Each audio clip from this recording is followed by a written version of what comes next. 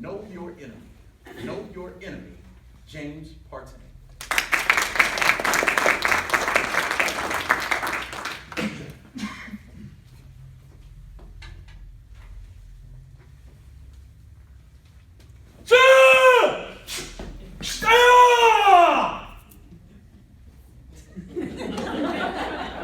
Contest master, distinguished guests, and anyone who has ever had to come face to face with an enemy and wonder who would win. Good afternoon. My name is James Partain, and today I hope to help you to get to know your enemy. And there's the ghost of the enemy.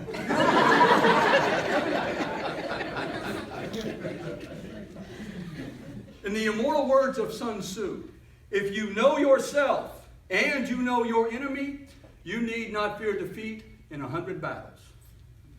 That is a quote from the book entitled The Art of War, written by Sun Tzu in 550 BC. It is a military strategy book, as Sun Tzu was a military strategist of the time. The book is made up of 13 different chapters, with each chapter dedicated to a different aspect of warfare. It's in chapter 3 that Sun Tzu tells us, if you know yourself and you know your enemy, you need not fear defeat in 100 battles. He goes on to tell us that if you know yourself but not your enemy, you will face defeat in half of your battles. He goes even deeper to tell us that if you don't know yourself and you don't know your enemy, you're pretty much a loser. Of course, that's not exactly what he says.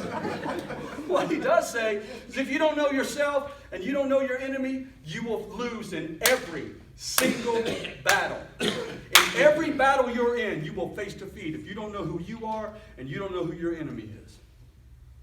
Face it, folks, we're in battles every day. Every day of our life, we're in some type of struggle, some type of battle. Sometimes they're small, sometimes they're large, sometimes they're physical, and sometimes they're spiritual. But we are in battles every day. And if we don't know who we are, we don't know who the enemy is, we're going to lose those battles. And we're going to lose in life.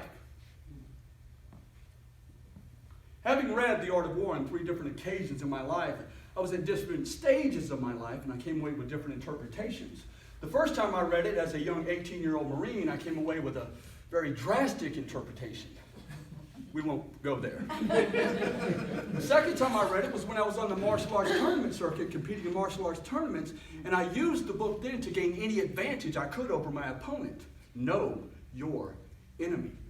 I came away with a different interpretation. The last time I read it was in the spring of 2015 when I had a major surgery on my foot. I have 6 pins and 2 plates in my foot to hold it together. I came away with, yet again, a different interpretation. Having recently completed chapter 3, I think I know exactly what Sun Tzu was saying, and I would like to share that with you. Tony Romo, the former quarterback of the Dallas Cowboys, when he retired, he held a press conference, and he said a lot of things in that press conference. But one thing was very profound, struck me deeply, so much to the point I had it written in calligraphy, and I have it on my desk at home. And Tony Romo said this: we each have 2 enemies. One is the person in front of us, and one is the person inside of us. And if we can control the one inside of us, the one in front of us, it doesn't matter. Rhetorical question, if I may. Who is the enemy? Who is the enemy? Is it the Middle Eastern man that owns a convenience store down here? Is it the black kid you saw walking through your neighborhood with the dreadlocks and the hoodie? Is it the Jewish man coming out of the synagogue after he prayed? Is it the white guy in the 4-wheel drive pickup truck with the Confederate flag in the gun rack? Is it the left or is it the right? There are some that would like you to say yes to every one of those. The same people that try and tell me as a white man I should hate this man because he's a black man, and they tell him as a black man he should hate me because I'm white. And they tell us both we should get rid of the Hispanics. It's the same people that tell me as a Christian I should kill the Muslims. And they tell the Muslims they should annihilate the Hindus. And the Hindus are just walking around like, oh my God, please, what do you Disclaimer, my wife is a Hindu and she is from India. She gave me permission to use that joke.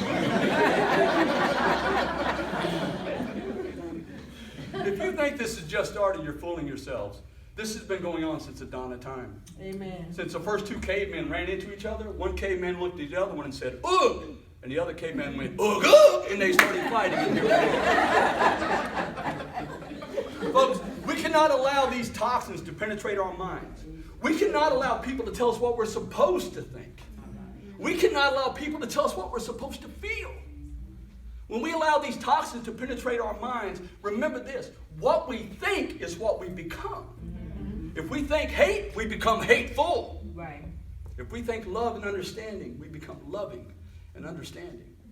When we allow these toxins to penetrate our minds, they got to take root. And where do they take root? In our hearts. And eventually they just choke the life out of us. We can't allow that to happen. We have to be smarter. We have to be wiser. And we have to know our enemy. So this evening, when you go home, go into your bathroom. Most people have a large mirror in their bathroom. Lean up on the sink and look in the mirror and gaze at that reflection that's looking back at you. And most assuredly I say, you will come face to face with your greatest adversary. And you will know your enemy. Contest master.